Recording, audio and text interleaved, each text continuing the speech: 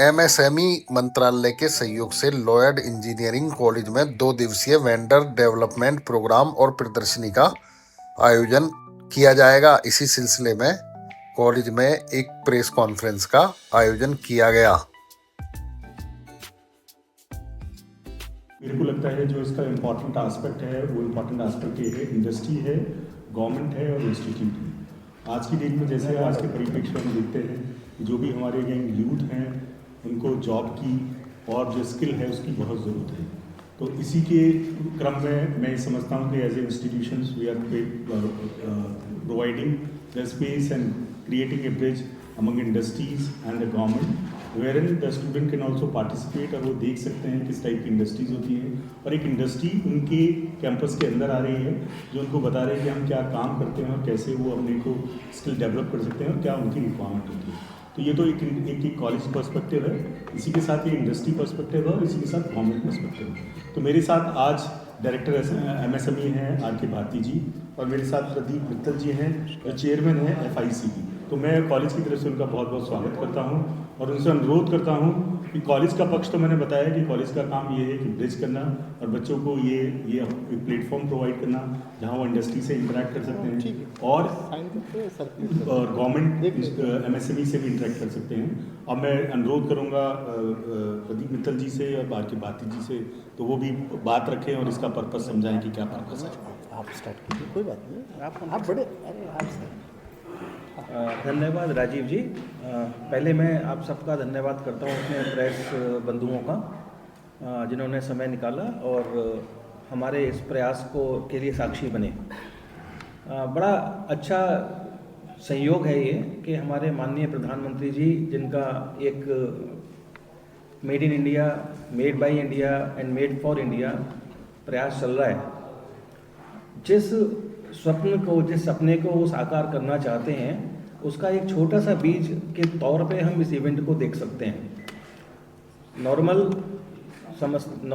तरीके से तो VDP प्रोग्राम जब भी होता है तो MSME इंडस्ट्री एसोसिएशन के संग सहयोग करती है और किसी बाहर होटल में या किसी इंडस्ट्रियल एसोसिएशन में प्रोग्राम किए जाते हैं। किंतु लॉयड इंस्टीट्यूट का मैं धन्यवाद करना चाहूँगा, राजीव जी का धन्यवाद करना चाहूँगा कि एक हमने यहाँ पर एक ऐसा संगम बनाया है कि जियो तो सब सुनते हैं, ये कि जिया है, GIA, government institute and academia. अगर हम इस प्रयास को आगे बढ़ाएंगे तो इससे बड़े दूरगामी और दूरदर्शिता के इफ़ेक्ट्स होंगे। जो सबसे पहला फ़ायदा यहाँ पर होता है इस इवेंटों का कि सरकार की नीतियों का इंडस्ट्री को भी और उन स्टूडेंट्स को जो इंडस्ट्री में जॉब करने जा रहे हैं, जो भविष्य हैं, उनको पता रहता है कि क्या इंडस्ट्री कैसे जा रही है और कहाँ जा रही है। इंडस्ट्री को तो फ़ायदा होते ही है क्योंकि सरकार की नीतियाँ, सरकार के जो उपक्रम हैं वो क्या खरीदना चाहते हैं, इस प्लेटफॉर्म से उनको जानकारी मिलती है, उनको एक अवसर मिलता है कि वो समक्ष रूप में 1-to-1 लोगों से इंटरेक्ट करके उनकी रिक्वायरमेंट्स और अपने उत्पादों की चर्चा कर पाएँ। एकेडमिया का इसमें सबसे बड़ा एडवांटेज जो हम इसको एक एक्सपेरिमेंट तौर पे देख सकते हैं कि एकेडमिया जब इन्वॉल्व होएगा तो हो सकता है आने वाले कुछ साल में जो यहाँ के स्टूडेंट्स होंगे वो इस बात को समझ पाएँ कि आगे आने वाले समय में उनको कहाँ जॉब किस प्रकार से मिल सकती है। और यही नहीं, हमारा इंस्टीट्यूट जो कि नाम इंस्टीट्यूट है लेकिन एक 75 वर्ष पुरानी संस्था है जो कि फाउंड्री इंडस्ट्री को रिप्रेजेंट करती है। और आप लोगों के नॉलेज के लिए भारत विश्व में दूसरे पायदान पे है कास्टिंग्स के प्रोडक्शन में और जिसको अमेरिका को उन्होंने परास्त करके दूसरे पायदान पे आया है। सरकार की जो एक्सपोर्ट की नीति है उसके लिए फाउंड्री पर बहुत ज़्यादा निर्भर हम इसलिए भी हैं कि वर्ल्ड के पास भारत के अलावा दूसरा कोई लो कॉस्ट कंट्री नहीं है कास्टिंग के उत्पाद के लिए। अब इसका क्या मतलब हुआ कि जब VDP और जब एकेडमिया और जब इंडस्ट्री मिलती है तो एक फ्यूचर में, भविष्य में जो डेवलपमेंट होने जा रहे हैं वो डेवलपमेंट एकेडमिया भी देखती है और इंडस्ट्री भी समझती है कि ग्लोबल वैश्विक स्तर पे हमारे भारत की इंडस्ट्री क्या क्या कार्य कर सकती है। यहाँ पर हम एसोसिएशन के तौर पे एक और काम करना चाहेंगे कि हम एकेडमिया के सारे स्टूडेंट्स को और एकेडमिया के जो रिसर्च स्कॉलर्स हैं उनको अपने साथ जोड़ना चाहेंगे, जिससे कि उनको आने वाले समय में जो इनोवेशन एक नया मंत्र हमारे माननीय प्रधानमंत्री जी ने दिया है उनमें उनका हमें सहयोग मिले और हम भारत की अर्थव्यवस्था को एक वैश्विक स्तर पे उनको स्वप्न के नंबरों पे साकार कर सकें।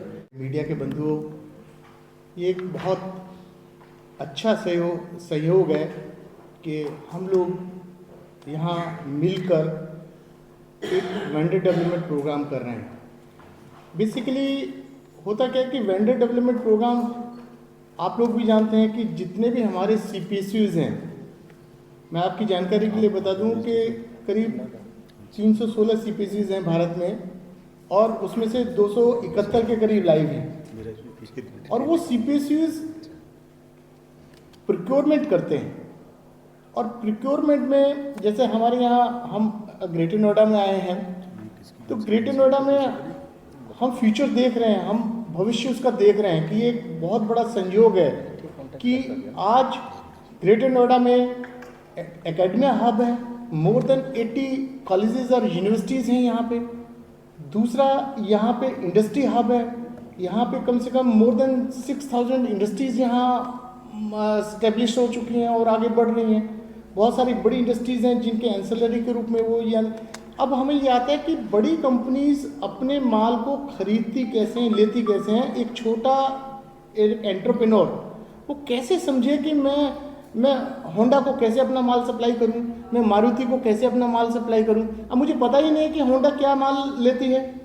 तो जब हमें यही क्लियर नहीं होता कि होंडा कंपनी माल क्या ले रही है या ONGC माल क्या ले रही है, IOCL क्या खरीदे, तो इस परिप्रेक्ष्य में ये जो हम प्रोग्राम रखते हैं तो हम जितने भी हमारे CPSUs हैं बड़े अच्छे जो हैं, जिसमें हमारे IOCL आज हमारे IOCL के बंधु यहाँ नहीं आ पाए हैं, वो भी हमारे पार्टनर हैं।